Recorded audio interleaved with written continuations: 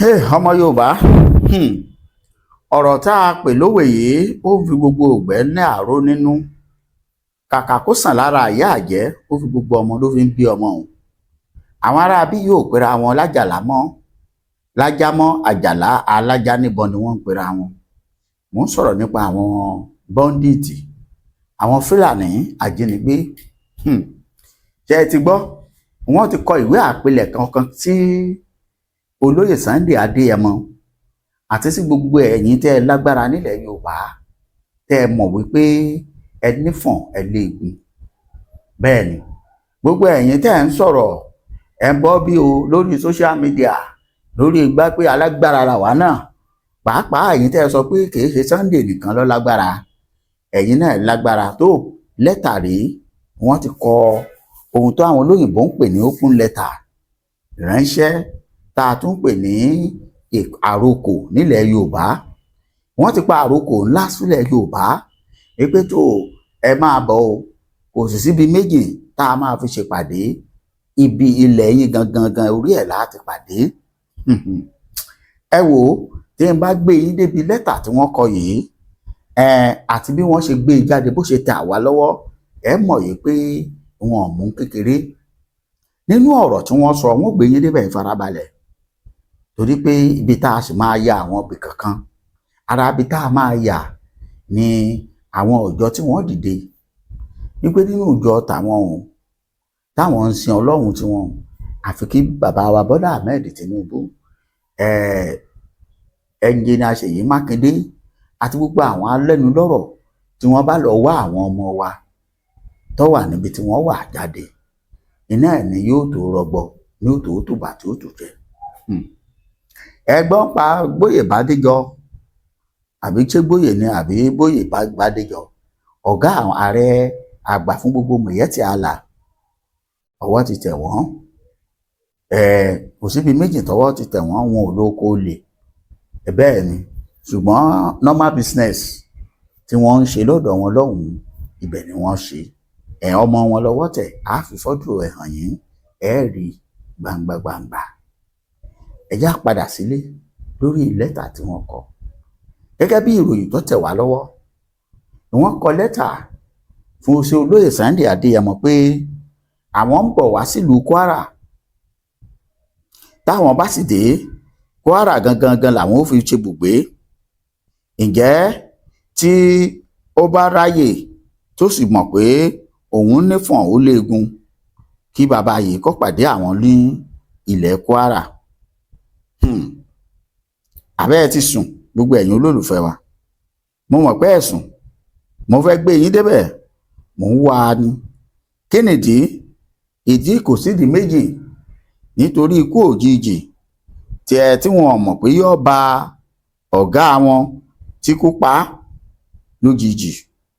Ìyẹn ọ̀kan pàtàkì nínú àwọn ògbóǹtarìgì ajínigbé tí wọ́n ń pè ní Kàsálà, tí ìbọn tí ọwọ́ bágínẹ́tù àwọn agbófinró tó tẹ̀ ẹ́, tó jẹ́ pé eléyìí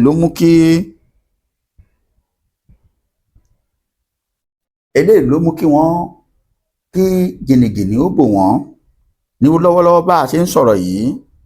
Ẹ farabalẹ̀, ẹ má bínú, mo fẹ́ gbé yín débẹ̀ kẹ́ ẹ lè mọ̀ wípé kì í ṣe ọ̀rọ̀ àrórísọ. Bẹ́ẹ̀ ni, ẹ ti mọ̀ pé lórí ẹ̀rọ Bapafilon TV gbogbo ọ̀rọ̀ táwa bá sọ a máa ń fún yín lẹ́rìí. Ìyẹn là ń sọ pé ẹ̀rí máa jẹ́ mi ìṣó ó ń bẹ́ẹ̀. Ẹ ti mọ̀ pé kìnìún tá a bá ṣá lọ́gbẹ́, ara ẹ̀ kì í balẹ̀, ó ṣòro súnmọ́. Àwọn kìnìún ajínigbé tá a ṣá lẹ́gbẹ́ láti ilẹ̀ òkè ọya lọ́hùn-ún, àwọn ni wọ́n rọ́ wá sílẹ̀ Kwara lọ́wọ́lọ́wọ́ tá a wà yìí, tí wọ́n wá ń kọ lẹ́tà sí ọmọ Adéyẹmọ àti gbogbo ẹ̀yin ìran Yorùbá pé ibi táwọn ti gbà, àwọn ti gbà á ná. Ẹ má jẹ́ ń gbà yín lásìkò. Ẹ gbọ́ bí ìwé ìròyìn ṣe kọ ìrìn àjò tí wọ́n rìn tí wọ́n fi dé ọ̀dọ̀ wa, àti tí n bá wá ṣe tán wà gbé yín débi full letter. Ìyẹn ni ẹ̀kúnrẹ́rẹ́ àkọọ́lẹ̀ ìwé tí wọ́n kọ sí ìrù ẹkùn. Pé ẹni ìrù ẹkùn o kò ṣeé fi lájá lọ́wọ́, ṣùgbọ́n ajá nìkan kọ́ ní òmùrù ẹkùn. àwọn fúnra ara àwọn mú un lọ́wọ́. Nígbà tí lẹ́tà yìí dọ́dọ̀ olóyè, kí ni wọ́n sọ? Ìgbésẹ̀ wo ni wọ́n gbé? Mò ń bọ̀, ẹ jẹ́ n kọ́kọ́ gbé bí wọ́n ṣe pé àwọn ará bí ìṣe rìnrìn àwọn àti gẹ́gẹ́ bí ìwé ìròyìn ṣe sọ. Ẹ gbọ́, fleeing terrorists settle in Kwara community, plot retaliatory attack after Commander Kashala death. The source warned that intelligence reports indicate that the terrorists have planned revenge attack in response to the death of their commander. Residents of several communities in Kwara South have been placed in alert following the intelligence report that armed terrorists fleeing from neighboring Kogi State are moving into the part of Kwara State after the killing of their commander, a notorious Kashala, Ibrahim Botijo.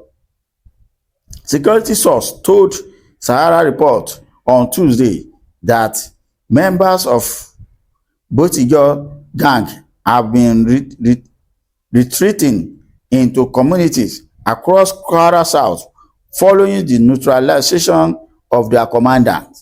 Ṣé ń gbọ́? Bí wọ́n ṣe ṣe nìyẹn. Nítorí pé ọwọ́ ti ba ọ̀gá wọn ti fi kú ṣèfàjẹ́. So àwọn ọmọ wa wò pé kí ni kàtìkàtì tẹ́ kílẹ̀ fi ṣeré bí ọmọ ejò yìí. Àwọn ò dẹ̀ nígbà, àwọn ò ní fẹ́. Wọ́n ti wà nípínlẹ̀ Kwara báyìí bá a ṣe ń sọ̀rọ̀ lọ́wọ́lọ́wọ́ yìí lónìí ọjọ́ Tuesday tí í ṣe ọjọ́ 16 oṣù kẹfà. Ìdí rèé tí wọ́n ti farabalẹ̀ wá kọ lẹ́tà pétò tí ẹ ti mọ̀ pé orúkọ tí Fúlàní gbọ́ tẹ́ ajínigbé gbọ́ tí sálọ lóye Sunday Adéyẹmọ Ìgbòho òòṣà. Bí wọ́n ṣe gbọ́ ni wọ́n bá mú lẹ́tà, àmọ́ ẹ jẹ́ ń gbé yín débẹ̀ dáadáa kí n tó mú àkọọ́lẹ̀ nǹkan tí wọ́n kọ gangan wá fún yín. Security source according to the source, the terrorists are relocating to the strategic location within Kwara State with the intention of regrouping and launching fresh attacks, including kidnappings and possible retaliatory assault against local communities. The terrorists are fleeing from Kogi State back into the Kwara South following the retaliation of their commandant. They are moving back, particularly Ifelodun, Ishin, and Ekiti local government area. Security agents and local vigilante groups must not relax at the critical time because this retreat remain very serious. Ṣé ti gbọ́? Ìmúra wọn yìí, ìgbékalẹ̀ wọn ohun tó fẹ́ ṣe yìí, eléyìí máa ní agbára. Ọmọ alẹ́ ti kẹ yọ kọjá nǹkan téèyàn lè fojú fò. Àwọn ti sọ pé àwọn máa gbẹ̀san dandan ni. Kò lè sí ohun tó lè fà á tí àwọn òfin ní gbẹ̀san Kasala Botijo. Tí àwọn ẹ̀ṣọ́ aláàbò tí wọ́n pa aráàlú Ìṣin, Ìfẹ́lódùn, ẹ kú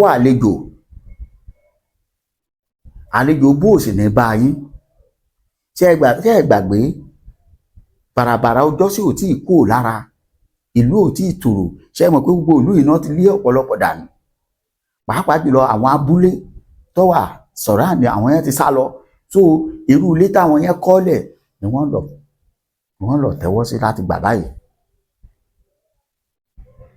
A sì wí nísìnyí, nígbà wo lẹ̀rù òní máa pa àwọn èèyàn nígbà tí àwọn ẹ̀ṣọ́ aláàbò ara àwọn tó ń dáàbò bò wá sọ pé they are our children, they are their children.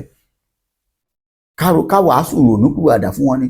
Èmi ọ̀mọ́ bí tí jagunjagun ti padà di kábíyèsí Ọlọ́run. Now àwọn aráabí yìí ti dé báyìí, wọ́n ti kalẹ̀ sílùú Kwara, Ìṣin àti ibo nìyẹn lóríṣiríṣi àwọn ìlú láti Kogi. The source warned that intelligence report locate the terrorists may be planning revenge on response to the death of their commander too. I can tell you that bandits want to carry out our retaliatory attack because their leader, who was neutralized, security agents must remain alert. Shengbo, the source explained that Botijo was neutralized in Kogi but had maintained strong operational network across community, Kwara State, where his gang frequently carry out their terrorists. Botijo was neutralized in Kogi. Okay. The development has created fear among the residents of the affected community, many of whom have faced repeated attack by armed groups in recent times. Security source urged the security agency to strengthen their surveillance operation, intensify intelligence gathering, and work closely with local vigilante groups to prevent the attack. Okay. In their further notes, delay in response to the emergency could be dangerous. Therefore, an indigent says that the government should respond to this call, not neglect. According to Sharara's report, previously reported that traditional ruler of the Olayinka community in Iveludu local government area of Kwara State, Oba Suman Aweda, was confirmed dead after his abduction. Reportedly, the pen demanded 21 million in cash, 2 new motorcycles, and a jerrycan of petrol as condition for the release. The monarch was confirmed by the emotional voice message. Ṣẹgbọ́ ní Kwara yìí náà ni Ọba Àwẹ̀dá ní Ọláyínká communities níbi tí kábíyèsí Ọlọ́run odidi ọba ìlú, àwọn kan ní baálẹ̀ ọkọ ìlú, wọ́n tẹ̀ gbé successfully, nobody to guide, àwọn náà lose guide. Kábíyèsí Ọlọ́run dáríjì mí tó bá dàbí ẹ̀ṣẹ̀. Wọ́n gbé bàbá yìí lọ, kí ni mo la lè sọ pé ó fà á tó fi ṣe yọ rìlíìsì fún wọn. A lè sọ pé gbogbo ìgbà tí à ń gbọ́ pé tó wọ́n ń ṣe níbi báyìí, kí ni ipa tí àwọn community yìí kó sí ara wọn. Ebi wọ́n ń jà nílé kejì, kò kàn mí, ní ọ̀pọ̀lọpọ̀ wa ń kó là ń ṣe là ń sọ ló fi ń dà báyìí fún wa.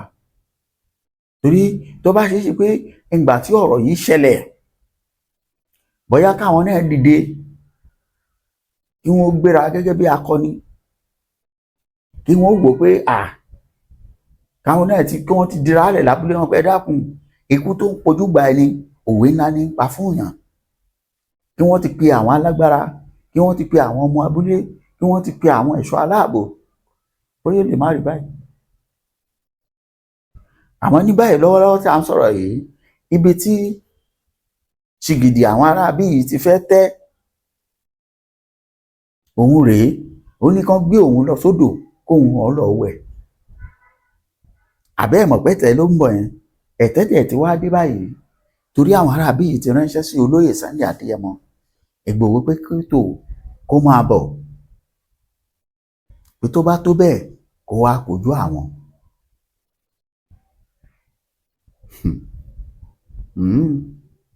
Mo ṣe sọ pé olè tó bá lọ sí báǹkì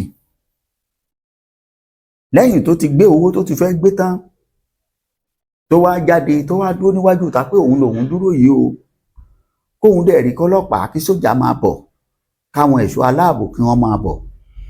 Ẹ dákun, ẹ bá ń dáhùn béèrè yìí, ṣé àwọn tó ń pè yìí tí wọ́n bá dé ṣe yóò ṣoríire? No, ìbéèrè tá a lè jọ dáhùn láàrin ara wa. Ẹ̀gbọ́n sórí ilé tọ́ sí àbórí ibú.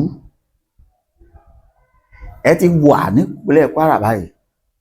Ẹ dákun, ìjọba Nàìjíríà, ìjọba ìpínlẹ̀ Ọ̀yọ́, ẹ̀yin gómìnà, ẹ fún olóyè Sunday Adéyẹmọ láyè. ẹ jẹ́ kí Adéyẹmọ kọjá lọ sí àárín àwọn aráabí yìí, ẹ f'Olóyè Sunday láàyè kó lọ sí kó dìde dìgbèjà ọmọ ilẹ̀ Yorùbá. Ẹ gbọ́ nǹkan tí àwọn àfáà ń sọ, ẹ tiẹ̀ gbọ́ nǹkan tí àfáà yìí sọ náà. Mo ń padà wá. àwọn ọmọ tán kó ní Ògbómọ̀ṣọ́ yẹn àti pásítọ̀ àtàfà ṣé bó ṣe wá dàrún Sunday Igboho ìjọba ẹ fún un ní priority kó wọgbó lọ. ní nǹkan kékeré sí tí ibò fi níran mi èmi ó gbà ọ ẹ bá mú o wàláhì ọ̀nà lọ́rin òyìn sì báyìí láti lọ tàbí débí ọ̀nà dání o. àwọn ọkọ̀ tí ń rìn àwọn commercial àwọn ọkọ̀ gáàjì kódà tá a jọ rìn láti lọrin dé Ìbàdàn wọn ò tó mẹ́ẹ̀ẹ́dógún. àwọn káà wọ́n lọ dúró nìkan ni o, ojú oró ń bẹ lójú ọ̀nà o. àwọn tí wọ́n fẹ́ gbẹ̀yàn àwọn à ń tòsí o, ẹni tí wọ́n gbé ló họ o. àwọn bíbù yẹn wọn ò sá fún anybody. wọ́n dúró náà ní síbi tó wà pé tó bá bí ire ẹ máa bọ̀. iná ni wọ́n ń sẹ́mi lẹ́mọ̀ pé àwọn tí wọ́n ń ṣe ìkárù ìdìde Sunday Igboho pé òun fẹ́ lọ kojú wọn tọ́tún ní kó má lọ wọ́n fẹ́ máa sọ́jọ́ ọ̀rọ̀ ẹ̀sìn. èèyàn mú nǹkan tó fẹ́ fi kojú nǹkan dání ẹ tún criticize ẹ ẹ̀yin ò ní lọ ẹ tún criticize ẹ fẹ́ gbọ́lá fún oògùn kò sẹ́ni tí ó mọ̀ pé Ọlọ́run dóògùn lọ ó kálukú ló ní ìṣèlú àti ìdàlú rẹ̀. níbi tá a wà yìí ọ̀rọ̀ ti di pé n tó bá kàn tá a lè fi kọ́ńkà kìíní yìí ní ká lò anything tó wá sí lè fi kọ́ńkà kan tẹ́yọ̀ fi ní ìsinmi kọ́ fi kọ́ńkà ẹ̀kú wàtò ni. ọ̀nà Ìlọrin ò dáa síbàdàn lásìkò yìí wọ́n wà bẹ́ẹ̀ wọn ò dẹ̀ sá wọn wà láwọn bẹ́ẹ̀ bẹ́ẹ̀ àwọn náà lu àyà níní ni bí àṣẹ wa ní san àfa àgébúlẹ̀ sọ. wa mal maru illa haythu yaj'alu nafsahu. ibi tẹ́ ẹ gbéra yín sí la gbé yín sí. àfi salihil amali nafsaka faj'al. mi ò sọ báyìí ti pé oògùn àbí oògùn kọ́ làwọn fẹ́ lò ntọ́lọ́run dá tó dá sórí ilẹ̀ ayé ntọ́má dìbà kan tó dábì kojú Boko Haram àbí kojú banditi tí ó bá ti mú wọn agbára Ọlọ́run ni. gbogbo nǹkan masnu'un imma min hajari aw min shajari aw min hadidin aw min al-ma'i gbogbo nǹkan láyé kò lè kọjá igi èèpẹ̀ òkúta omi gbogbo àwọn kan tá a wí ta ló dáa bẹ́ẹ̀ bá dì í pọ̀ tó lọ́yà àti fi kojú banditi kìí ṣe nǹkan tí ò dáa ilá àbítẹ́ni ń bá lọ ń forí kalẹ̀ fún nǹkan yẹn pé mo kí ọ láàárọ̀ ìwọ kí ni yóò tí ò kí Ọlọ́run bọ̀ tó dáa bẹ́ẹ̀ yẹn fún mi ní kí nǹkan kékeré sí tí ibò fi níran mi èmi ó gbà ọ ẹ bá mú o ọ̀nà bẹ́ẹ̀ yẹn ò dáa tó má kíyàn mú ó dáa ó gba àwọn ọmọ tán wọ́n bẹ́ẹ̀ nísìn bẹ́ẹ̀ yẹn fún mi ní nǹkan pé kí n dì í kí n fi lára pé ibò fi níran mi ń gbà lọ́wọ́ rẹ o kí n fi ṣe ẹ̀mí kú láyé àwọn ọmọ mi bẹ́ẹ̀ lé o àtìyàwó mi o tí má fi lè kú tálọ́ mọ̀ tó wọn àwọn ọmọ tán kó ní Ògbómọ̀ṣọ́ yẹn àti pásítọ̀ àtàfà ṣé bó ṣe wá dàrún Sunday Igboho ìjọba ẹ fún un ní priority kó wọgbó lọ kó lọ kó wọn wá ọba lè máa náà lẹ́yìn gan pé àfẹ́yìn náà gbẹ̀yìn sára ìgbà o ọ̀tọ̀làyé alukurani Ọlọ́run ló ní ọ̀rọ̀ rẹ̀ ní à ń kà á ní ntó.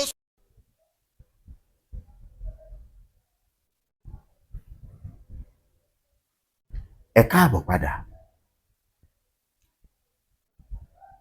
Táwa bá ń wí wọn á ra túndé báwo lẹ ṣe fẹ́ fi ẹ̀sìn wé à ń sọ̀rọ̀ ogun kẹ́yìn ọmọ wa sọ̀rọ̀ ẹ̀sìn. Ẹ dákun ṣé ó mèkì ìjó ṣó pé àwa tá à ń ronú ìrònú yìí àwa òkè ṣá tá a bá wà òkè ṣé ọ̀bẹ tàká gbìyànjú àti wà òkè. Now bó ṣe ń lọ lọ́wọ́lọ́wọ́ ní Kìṣí lókè Ògùn lọ́wọ́ báyìí ó kọjá àfẹnuròyìn. Eku òkè bí eku ẹyẹ òkè bí ẹyẹ ọmọ èèyàn ò fojú ẹsẹ̀ méjèèjì tilẹ̀ pàápàá jùlọ nípínlẹ̀ Ọ̀yọ́ báyìí bí ọmọ ọba rán ọmọ ṣẹ́ tí ọba ti padà wọlé inú fo àyàfo everybody wà.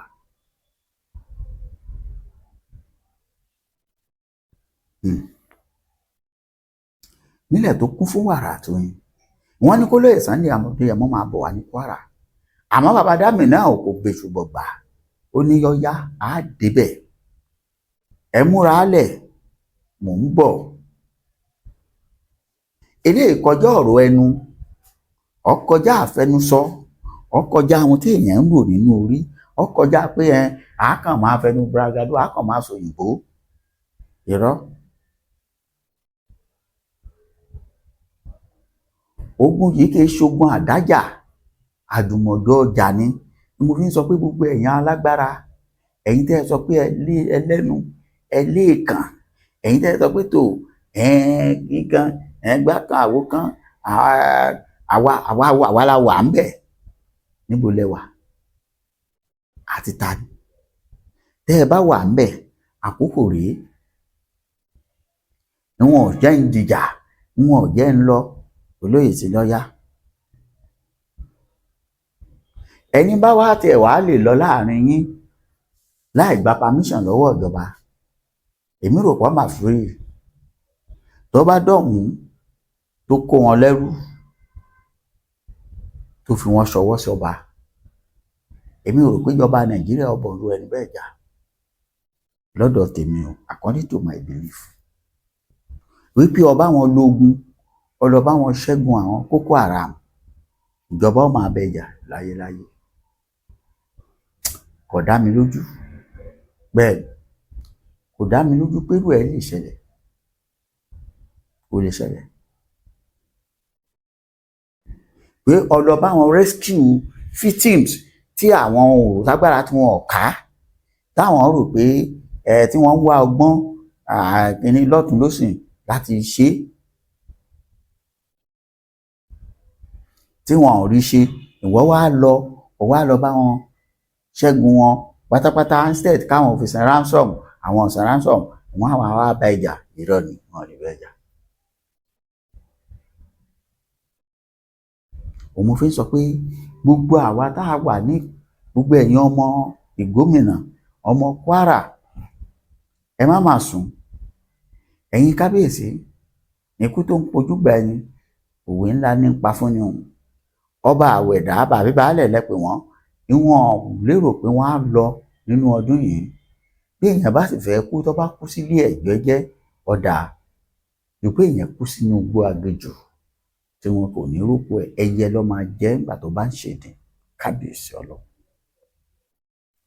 Àwọn èèyàn yìí dẹ̀ ń ṣe nǹkan wọ̀nyí, àwọn kan ní tá a bá ti mú wọn ká wàásù fún wọn. Ọmọ Bádéjọ ti involve nínú àjínigbé, ṣetán. Ṣé wọ́n ṣẹ̀ṣẹ̀ mú àwọn ọmọ kí ló máa ń pè wọ́n, àwọn ọmọ ọ̀gá wọn yìí, Séríkì nínú àjínigbé. Fọ́tò ẹ̀ láti fi hàn yín, tẹ́ tí ń wò lẹ́gbẹ̀ẹ́ wa yìí, ọmọ Bóyè Bádéjọ ni, ọ̀gá àwọn Mayett Allah.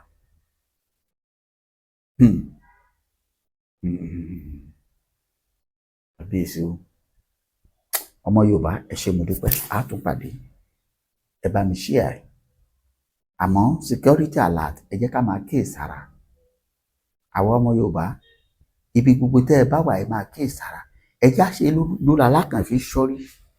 Àwọn aráabí wọ́n ti rán àwọn ọmọ wọn sáàrin wa, wọ́n ti rọ̀gbà yí wa ká, wọ́n ti jókòó yí wa ká. Wọ́n àtijọ́ jẹ lérewé, àtijọ́ jẹ lérewé, àtijọ́ wà lójú kan náà báyìí. Bó o láṣẹ bọ́ lọ́wọ́ wọn, ó wá kùn sọ́wọ́ èmi àti ẹ̀. Àwọn alálẹ̀ ó ti wà lẹ́yìn, àmọ́ káwa náà múra, á tún pàdé. Ẹ ṣé o, ó dàbọ̀.